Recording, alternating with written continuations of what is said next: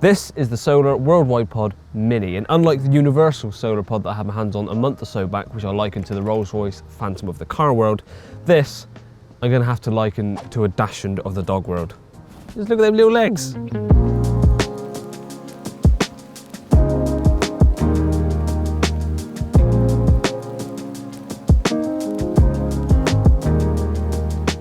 Now admittedly, I did act a bit like a teenager who just felt his first boob last time with the universal pod, so I'll try and rein it back a little bit this time. And also I dropped the price at the very end, which I think took some of you by surprise, because it is luxury items. They are luxury items. You still see them on the bank, so clearly people are still buying them, but they're not for everyone. So I'll give you the price straight away, and it comes in an RRP of $339.99. So stop typing, stop saying it's expensive.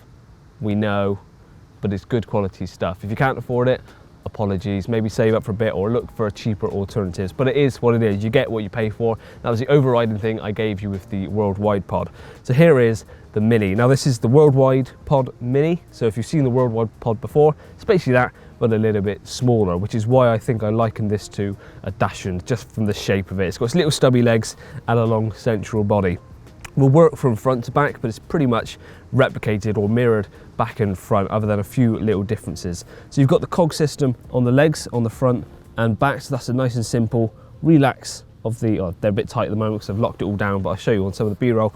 You loosen those to adjust the legs, so making it nice and level. That's the first thing I had to do in this swim. It's a fairly manicured swim, despite it being muddy and horrible in winter. It's a fairly flat base to work from, but I still had to level it slightly. So the leveling process for these is going to be through the little stubby legs, which comes included with this kit. Of course, you could put some bigger legs on that if you wanted to, if you've got some bigger solar legs, but that's what comes supplied. So that's how you adjust the stubby legs. It keeps it nice and low profile, and that also helps with the center of gravity. The bulk of the weight is low down, so although it's small, it's a fairly stable pod still.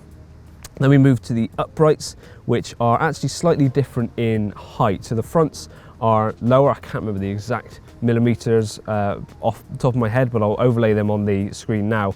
The front is slightly shorter than the rear, and this is because typically your alarms are a lot bigger than your butt rests. So now that I've got a shorter at the front with the alarms and the longer at the back with just the butt rests, it still gives you a nice flat profile. Of course, if you wanted it the other way around, you want your rods up in the air, all you got to do is just flip the crossbars across, which are separate. So this doesn't come with the pod, the crossbars, you buy those separately, but it does fit the 2-rod ones I've got with me today, the 2-rod P ones, or the 3-rod adjustables. Sorry, I turned a bit into Jonathan Ross there, but it will fit 3 rods in there.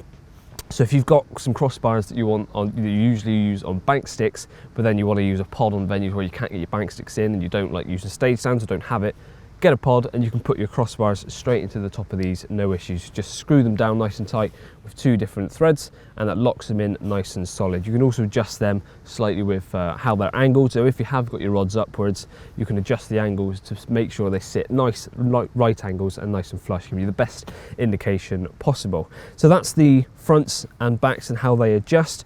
And then we move on to the central bar. Now this is in its smallest state at the moment at 400 millimeters. Oh.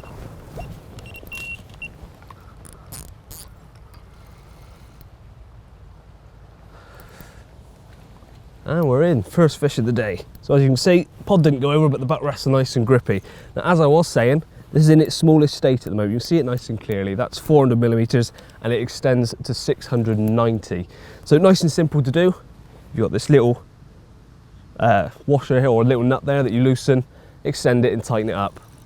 And that's, well, so if you want to make it as short as it is at the moment, or make it slightly longer, you can do so nice and easily. Now it is the 10th of January.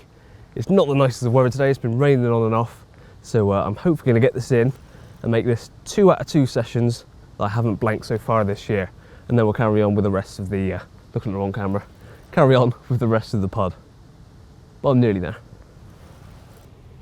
Well, there we go, the result of that bite on camera, probably around the 17-18 pound mark.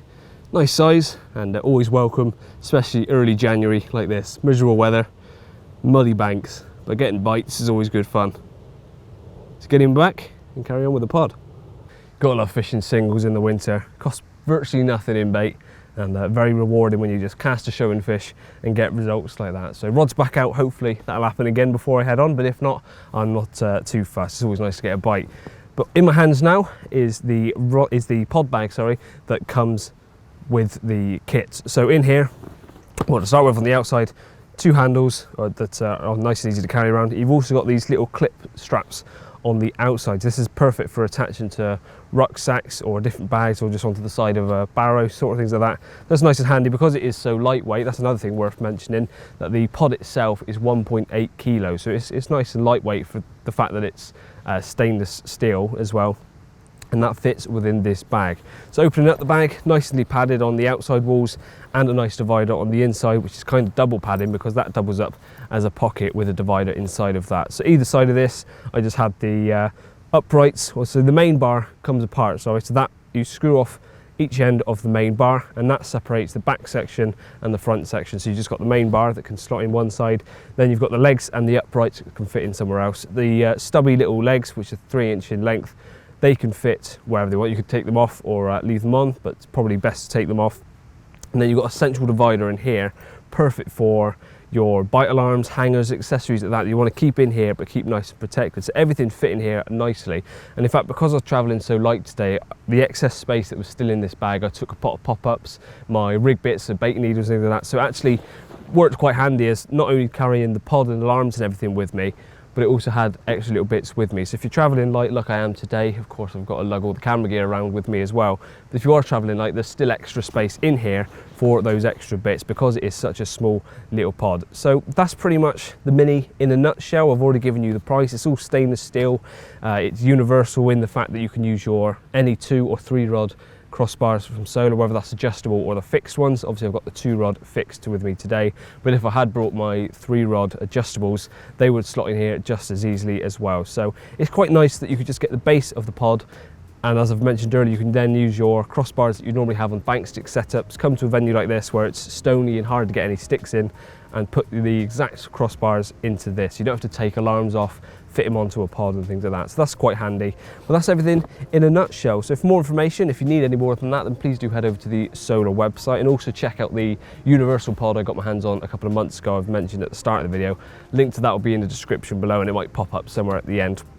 That's pretty much everything you need to know about this. So please do head over to the website for more information. Hit like if you like this video, and also subscribe to us and hit the bell icon for any future uploads, and you won't miss them that way either. Also follow us on all the social media platforms coming up on the bottom of your screen. For now, that's it from me. So see you again soon.